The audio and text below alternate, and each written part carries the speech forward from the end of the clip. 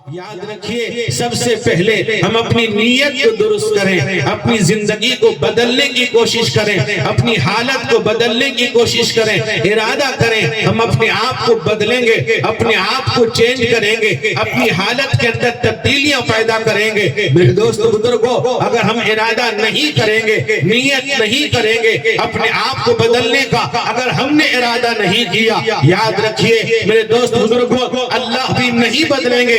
قرآن کہتا ہے اِنَّ اللَّهَ لَا يُغَيِّرُ مَا بِقَوْمٍ حَتَّى يُغَيِّرُ مَا بِأَنفُسِهِمْ۔ اللہ تعالیٰ اس قوم کی حالت کو، طبیعت کو، حیات کو اس وقت تک نہیں بدلتے ہیں جب وہ خود بدلنے کا ارادہ نہ کرے۔ میرے دوست اور بزرگوں، جوانوں، صحابہ اکرام رضوان اللہ علیہ مجمعین نے اپنے حالت کو بدلنا چاہا، اپنے آپ کو چینج کرنا چاہا، اپنے اندر تبدیلی لانا چاہا۔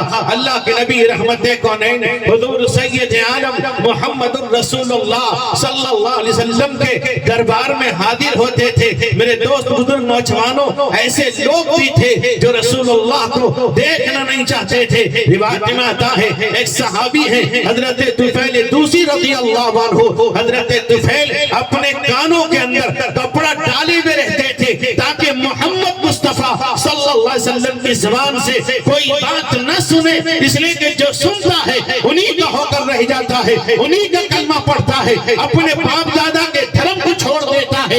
میرے دوست بزرگ نوجوانوں، حضرت طفیل دوسی کان میں کپڑا دیے ہوئے ہیں، رسول اللہ صلی اللہ علیہ وسلم کی باتوں کو نہ سنے۔ روایت میں آتا ہے سننا تو درکنار، رسول اللہ کے چہرے کو دیکھا، کلمہ پڑھ لیا، ابھی سنا نہیں ہے، دیکھ کر ایمان لے آتے ہیں۔ میرے نوجوانوں، میرے بزرگوں، میرے نوجوانوں، میرے بزرگوں، اگر سچی نیت ہوتی ہے، سچی طلب ہوگی، اللہ تعالیٰ بدل دیں گے۔ روایت میں آتا ہے اللہ کے نبی رحمت کونین حضور سید عالم محمد الرسول اللہ صلی اللہ علیہ وسلم نے غزوہ تبوک کے موقع پر آپ نے چندے کا اعلان کیا، اعلان رسول اللہ کر رہے تھے۔ صدیق اکبر، عمر فاروق اپنے اپنے گھر چلے جاتے ہیں۔ روایت میں آتا ہے حضرت صدیق اکبر رضی اللہ عنہ اپنے گھر گئے، گھر جانے کے بعد سامان لا کر رکھ دیا، حضرت عمر فاروق بھی سامان لا کر رکھ دیتے ہیں۔ مقدار میں صدیق اکبر کا سامان کم ہے، میرے دوست بزرگوں، عمر فاروق کا سامان زیادہ ہے۔ عمر فاروق کے دل میں یہ بات آئی، آج میں صدیق اکبر سے آگے بڑھ جاؤں گا۔ روایت میں آتا ہے جناب محمد الرسول اللہ صلی اللہ علیہ وسلم کے سامنے جب سامان رکھا گیا، آپ نے حضرت عمر فاروق رضی اللہ عنہ سے پوچھا عمر کیا لے کر آئے ہو؟ کہا کہ یا رسول اللہ گھر کا سارا سامان اکٹھا کیا، آدھا سامان آپ کے قدموں پہ لا کے رکھ دیا، آدھا سامان گھر والوں کے لیے چھوڑ کر آیا۔ میرے دوست بزرگوں، اللہ کے نبی رحمت کونین حضور سید عالم محمد الرسول اللہ صلی اللہ علیہ وسلم نے صدیق اکبر سے پوچھا اے ابو بکر کیا لے کر آئے ہو؟ کہا کہ یا رسول اللہ گھر کا سارا سامان جھاڑو مار کر آپ کے قدموں پہ لا کر رکھ دیا ہے، گھر پہ اللہ اس کے رسول کو چھوڑ کے آیا۔ میرے دوست بزرگوں، حضرت عمر فاروق کہتے ہیں کہ آج بھی میں ابو بکر سے آگے نہیں بڑھ سکتا، یہی وجہ ہے اللہ کے نبی رحمت کونین حضور سید عالم محمد الرسول اللہ صلی اللہ علیہ وسلم نے فرمایا اے ابو بکر میں ساری دنیا کا احسان چکا کے جا رہا ہوں، تیرے احسان کا بدلہ حشر میں ادا کروں گا۔ روایت میں آتا ہے جلدہ دے رہے تھے رحمت کونین حضور سید عالم محمد الرسول اللہ صلی اللہ علیہ وسلم کی نگاہ پڑھتی ہے، ایک عورت پر پڑھتی ہے، وہ کھڑی ہے، اس کے گود میں 6 مہینے کا بچہ ہے۔ رحمت کونین سرور کونین امام الحرمین حضور سید عالم محمد الرسول اللہ صلی اللہ علیہ وسلم کے سامنے آتی ہے، بچے کو لے کر آتی ہے۔ کہا کہ یا رسول اللہ، یا حبیب اللہ، یا خیر خلق اللہ، فداک ابی و امی، اے اللہ کے نبی میرے ماں باپ آپ پر قربان، اے اللہ کے نبی میرے بچے کو چندے میں قبول کر لیجئے، میرا شہر اللہ کو پیارا ہو گیا ہے، شہید ہو چکا ہے، چند مہینے ہوئے وہ اللہ کو پیارا ہو گیا ہے، میرے پاس کچھ نہیں ہے، یہ معصوم بچہ ہے، میں دینا چاہتی ہوں۔ رحمت کونین سرور کونین حضور سید عالم محمد الرسول اللہ صلی اللہ علیہ وسلم نے فرمایا کہا کہ بچہ کیا کر سکتا ہے؟ نہ چل سکتا ہے، نہ سواری پر سوار ہو سکتا ہے،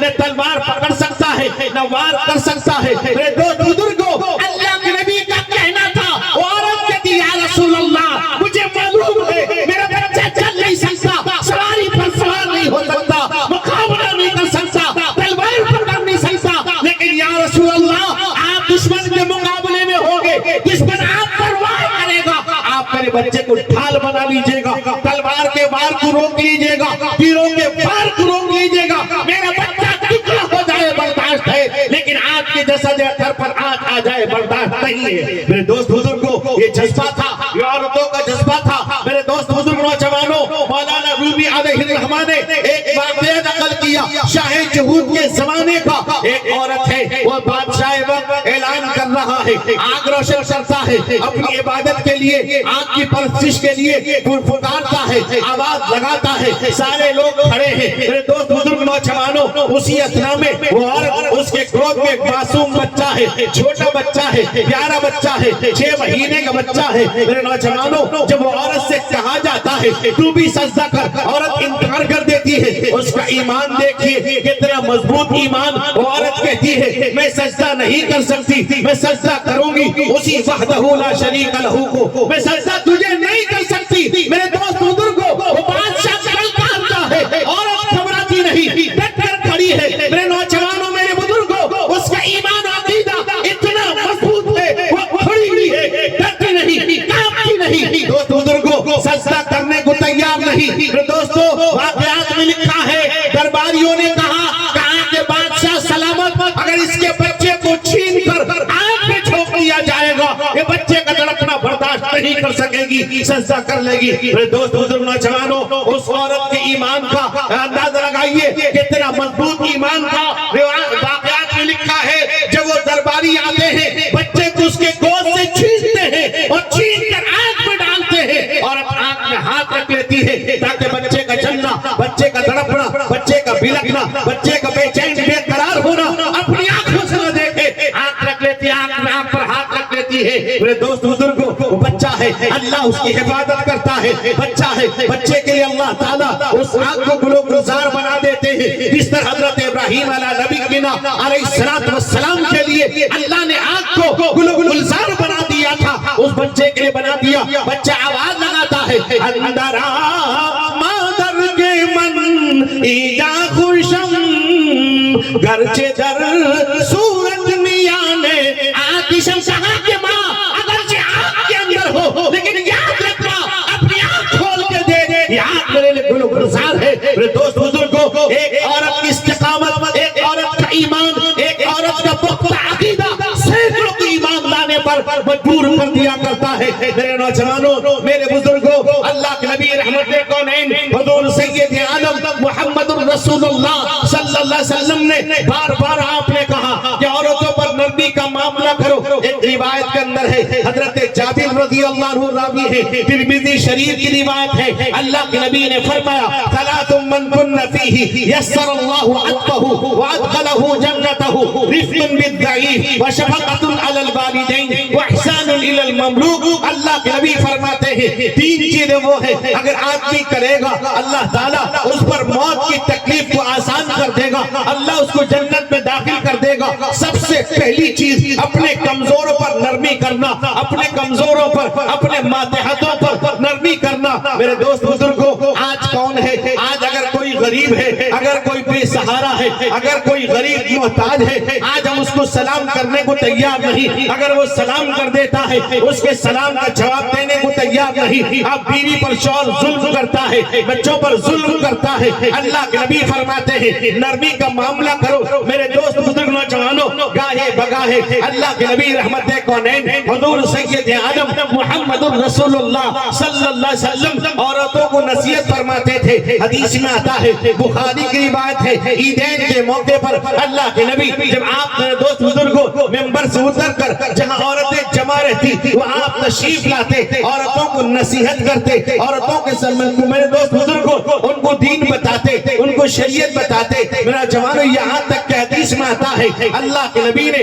ان کو راہ خدا میں خرچ کرنے کی تاکید فرمائی، عورتوں نے اپنی بالی تک نکال کر دے دیا۔ میرے دوست بزرگ نوجوانوں، وقت نہیں میں آپ کو بتاتا، میں نے آپ کے سامنے قرآن پاک کی آیت پڑھی ہے۔ اللہ تبارک و تعالیٰ فرماتے ہیں میرے دوست بزرگوں، اگر ایک آدمی دعا کرے گا، اللہ سے دعا مانگے مانگے گا؟ اللہ فرماتے ہیں والذین یقولون ربنا هب لنا من ازواجنا وذریاتنا قرۃ اعین وجعلنا للمتقین اماما۔ اللہ سے مانگتا ہے اللہ مجھے ایسی بیوی عطا فرما، ایسی اولاد عطا فرما جو آنکھوں کی ٹھنڈک بنے۔ میرے دوست بزرگوں، بدین بیوی آنکھوں کی ٹھنڈک نہیں بن سکتی۔ اللہ کے نبی نے فرمایا تنکح المرأة لأربع لمالها ولحسبها ولجمالها ولدینها فاصبر بذات الدین تربت یداک۔ اللہ کے نبی رحمت کونین صلی اللہ علیہ وسلم فرماتے ہیں آدمی ایک عورت سے 4 وجہ سے نکاح کرتا ہے۔